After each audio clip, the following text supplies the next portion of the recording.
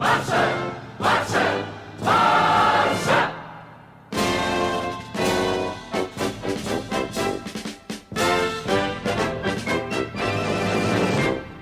guys, welcome to Black United. Welcome to another video. And today it's time to talk about the strikers, about what is the striker future looking for Barcelona. As you guys know, Luis Suarez is injured for 4 months. He's going to be out until May, late May possibly. So Barcelona technically did not have an out-and-out 9. And we're going to analyze the best options for Barcelona. What are the names that have been, given by the media? And seeing after we analyze all the names and all the possibilities, what are the best options for Barcelona going forward? So let's start with the big names, the marquee signings. And because this is the January transfer window, I think that Barcelona would not be able to complete any marquee signings during the January transfer window. I just don't think it's possible. Barcelona do not have money. We all know this. We do not have the money for a big money player.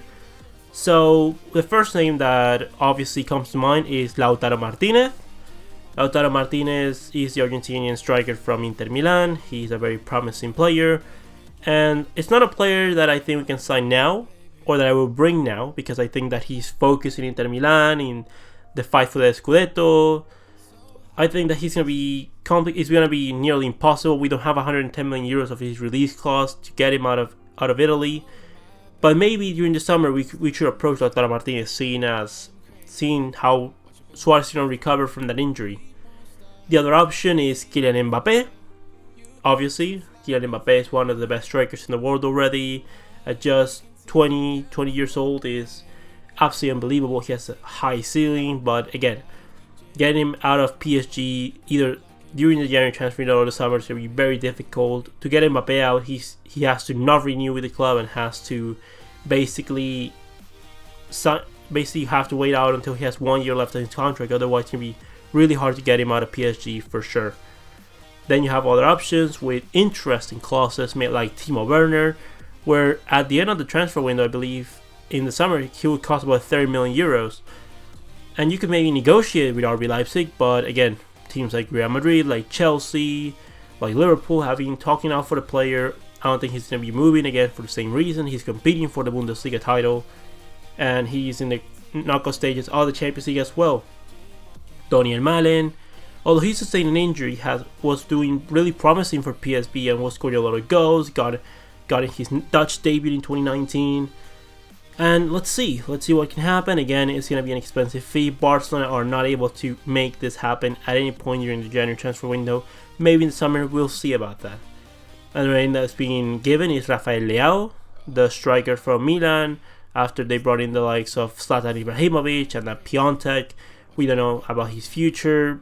Maybe Leao hasn't been playing as many minutes and hasn't been as good as people expected him to be. Again, more the fault from Milan because they haven't been played well as a collective. But again, it would cost a lot of money in the turn of around 50 to 60 million pounds, and that will be very expensive for Barcelona to try to complete the signing of Rafael Leao out of AC Milan. Then the last big money signing that I've been hearing is Gabriel Jesus. Gabriel Jesus is he has wanted more minutes at Manchester City. Honestly, I don't think that he thought that Aguero was going to stick for that long. Aguero's been unbelievable since Pep Guardiola arrived. I actually thought that Aguero was going to be leaving Manchester City because of Pep Guardiola, but not the contrary. He's adapted his game. He's changed his game to adapt to the Premier League once again. And Gabriel Jesus is having tough for minutes. Although this season actually he's been playing more with the injury of Sergio Aguero, but we'll see about that. I think again there's another transfer that we're going to have to look towards the summer transfer window if it's to make happen. Then we can go for more short-term solutions, moves that are not going to be as good, that are probably not the big money signings that we expected to happen. And let's start with Chimi Avila, because there's a release clause for 25 million euros. I actually think that he's a really good striker. If Barcelona signed him, I wouldn't be completely against it. But again, I don't think that for 25 million euros we could do, is he going to be making anything better that we have already in the squad. Yes, he's has some depth, but for 25 million euros, a player just to sit on the bench and possibly just just be a bench player forever. He's been really good in La Liga. I think that maybe he could make a step up eventually to a bigger team, maybe a Europa League team, a Sevilla, Valencia, teams like that. But for the time being, at Barcelona, I just don't see it happen. Another option is Cristian Stuani, the Girona player. He's in Segunda División.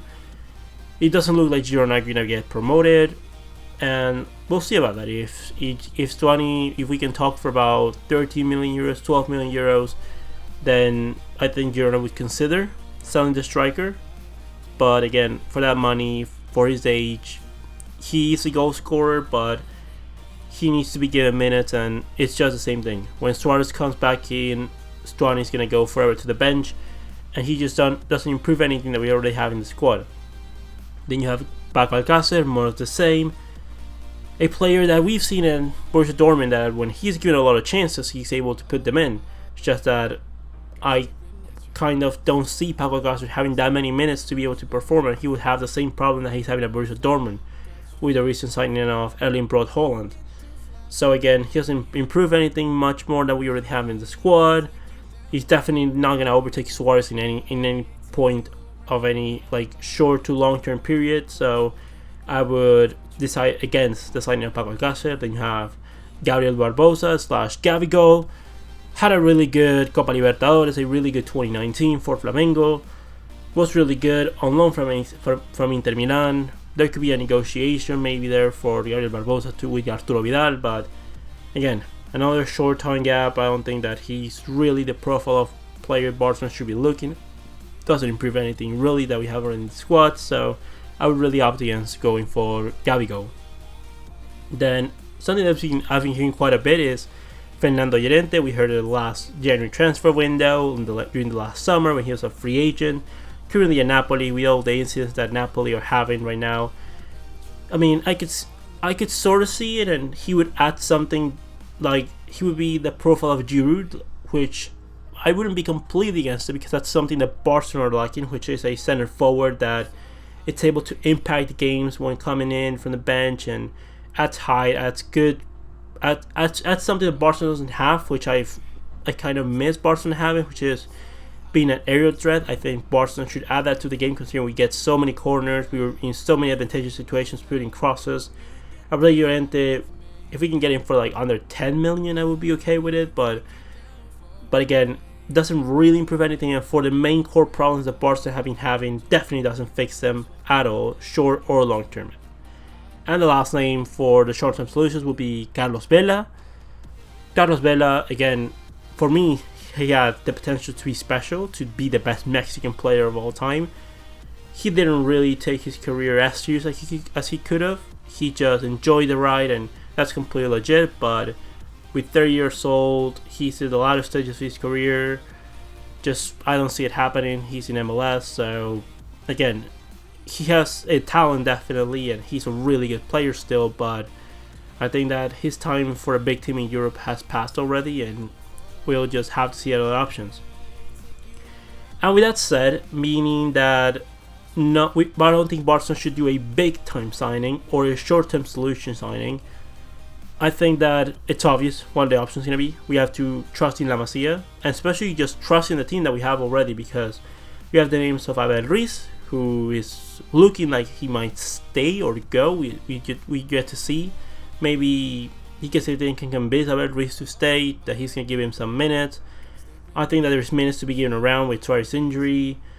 He's been rumored to go to Valencia, but we're going to have to see about that.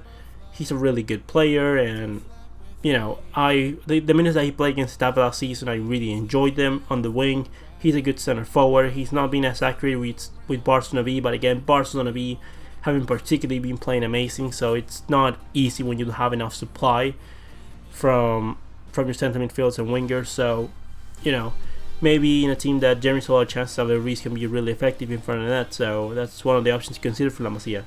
Then you have Alejandro Marquez, the young Venezuelan striker. Did really good in the Youth League last season, in the UEFA Youth League last season. he's pretty promising, has a lot of talent, but it seems like, he's not going to renew his contract, that he'll be leaving for Juventus. And maybe he gets in again, can convince him of staying, can give him minutes to show him that he's a plan at Barcelona. But again, I doubt that he will be staying at Barcelona much longer than this season. And they have Jaume Jordi, the young Barcelona striker. He's been the top goal scorer for a couple seasons already for La Masia. Higuaín already gave him training session with the first team, so that's promising. And we'll see. All I wanted to highlight from La Masia is that we have strikers from La Masia that look sort of interesting. But more than that is that I don't see anything particularly amazing that we can sign away. Like, yes, if you could make a signing like Mbappe or Lautaro, that would be great. But the thing is that we don't have the money for that.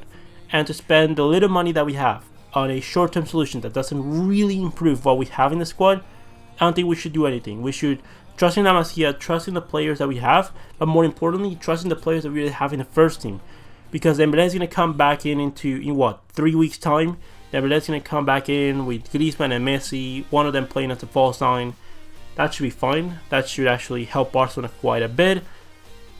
And after that, you have Ansu Fati, Carles Perez, who shift into either wing. That's, I think, more than enough rotation. And again, if you need players for emergency situations, you have Abel Ruiz, you have Jaume Jordi. I think that we have more than enough players for those kind of positions. I don't think we should make any signings in January, at least for the forward line. And the reason that we principally want to make this video for is that, as you guys might know by the time this video comes out, Borussia Dortmund new striker Erling Braut Haaland has scored a hat-trick in his first game, and I am very pissed that we didn't sign him, because I said it before they signed him, and now I'm saying it again. The reason that we are not signing this kind of opportunity players, because for 20 million euros that signing could have never gone wrong. For 20 million euros, there's no way that Haaland could have resulted wrong. And that's the only signing that I would have given the green light to go to. Is that why was Barcelona saying that the player was not the profile? Because after the rumors stopped with Haaland for Barcelona, apparently the club message was that the player doesn't suit the profile of striker Barcelona need. And for 20 million euros, I'm sorry, there is no reason that the player doesn't suit Barcelona, because he's a good goal scorer, he's good playing on outside of the area, he's a good link of play as we see with RB Salzburg, and this is the reason. Because if the kid all of a sudden starts having minutes, starts enjoying his football, and starts scoring a lot of goals, well, I know that this is the reason we didn't sign him. Because if this kid starts scoring hat-trick after hat-trick after hat-trick, then Suarez goes to the bench, and because Suarez has a potential danger of going to the bench, then we don't sign these kind of players, because it's a board signing, it's a board decision. We needed, if there was ever a clear reason that Suarez needs to be moved on, it's because of this. Because we didn't sign a player that can be a potential superstar for Barcelona for really cheap, just because we wanted to have Suarez content, and the overall the big players on the team content. It's just not something that I'm okay with. It's not something that Barcelona should be looking going forward. But anyways, this is all that I have to say for what's going for Barcelona, for number 9s. I don't think we should sign any strikers. We should trust in La Masia and the players that we already have in the team. We have Griezmann, we have Messi, we have Dembélé, Ansu Fati, Carles Perez. We have more than enough going forward. Higuaín is going to make us a better team going forward. We're going to generate a lot more chances, and we have a lot of players that are very talented going forward. So I don't think we need any more signings, at least in the 4 areas in January. With that said and done, leave me your opinions. What do you think Barcelona should do in terms of the striker solution? Do you think we should sign a number 9? Do you think we shouldn't? Who should it be? Leave me all your opinions in the comment section below. Comment, like, and subscribe. And I'll see you next one, Blaugranas.